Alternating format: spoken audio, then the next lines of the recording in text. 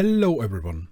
So a few days ago we had a discussion on stream about a certain perk, Lethal Pursuer, and the person in chat actually asked if it was worth running Lethal Pursuer because they saw it on my early game build for Trickster, or if there are some better perks to play instead. And honestly, this question took me a little bit off guard because I had a similar experience on Huntress when I refused to play Bitter Murmur like a while ago, until a Huntress main explained to me in my chat that this perk is played completely different on Huntress and how to use it and whatnot and going on. I really needed that push to actually try it and to actually play it and to figure out how it works. And now I see Bitter Murmur is kind of strong on Huntress. I know why so many Huntress players are playing it. But that putting aside, today we're talking about Lethal Pursuer and its strong sides and how it works in general, and maybe give you some advice on how to use it, what its purpose is, and how you can benefit from it in the long run. One side note, this video is for all killers. I showed Trickster again because it's my favorite killer, but this video is basically for every killer because Lethal Pursuer is amazing on almost every killer. A side note, I just made some notes again, so if I look to that screen over there, I'm looking into my notes to not forget something. So what does Lethal Pursuer do? First of all, at the start of the trial you can see all survivors auras for 9 seconds. It's neat, but they added an additional 2 lines which says anytime a survivor's aura is shown for a period of time, its duration is increased by 2 seconds. Yeah, and that's basically it. Thanks for watching, just kidding. So let's talk about that second part for a second, or maybe 2. So there are perks you can combine it with, obviously, like Eruption, Barbecue, and Twag, where it increases the time from 12 to 14, from 5 to 7, or from 4 to 6 seconds, which gives you just more time to look around, especially on Twag and Eruption, where you are locked in your animation. The 2 additional seconds can be quite comfortable to look around, see survivors moving, and maybe sometimes you actually can track the path better, which makes it easier to hunt them down again. And sometimes the second ability also works with add-ons.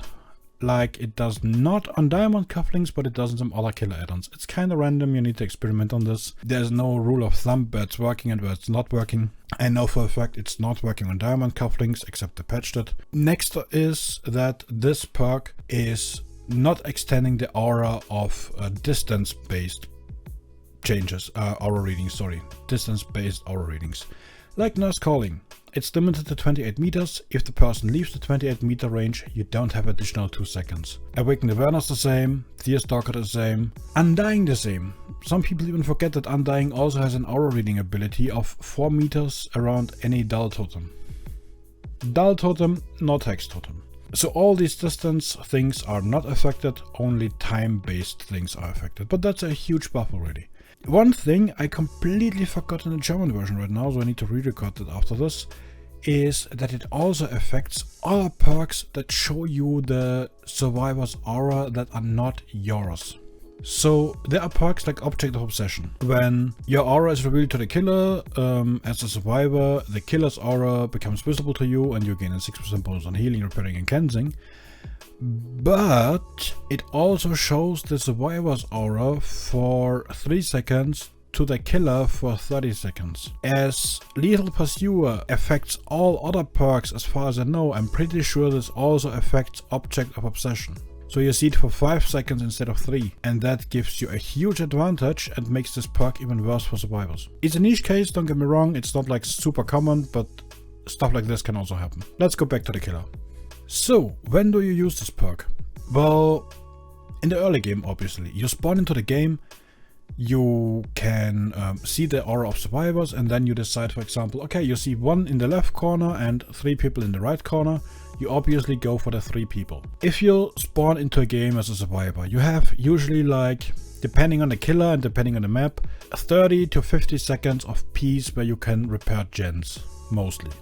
Sometimes it's less, sometimes it's more, obviously depending on all of that stuff, but you can minimize the time by a lot using Lethal Pursuer.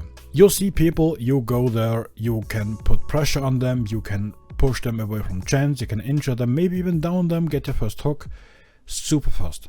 It all depends on how you use this perk, obviously. The bonus that was patched into it later, like the 2 additional seconds on other perks, is super useful as well, especially if it uses on add-ons or sometimes even on survivor perks. This perk gives you an advantage of pushing away survivors from their routine, from their used playstyle kinda early, especially in combination of Corrupt Intervention and then maybe some aura reading perks that work together with Lethal Pursuer, like Eruption. I hope I didn't forget anything, like in the German version.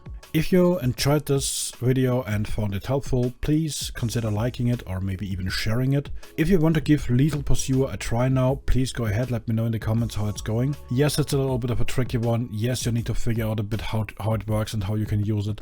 But as soon as you figure that out, it's actually super helpful. So thanks for watching, have a wonderful day, and looking forward to see you in the next one.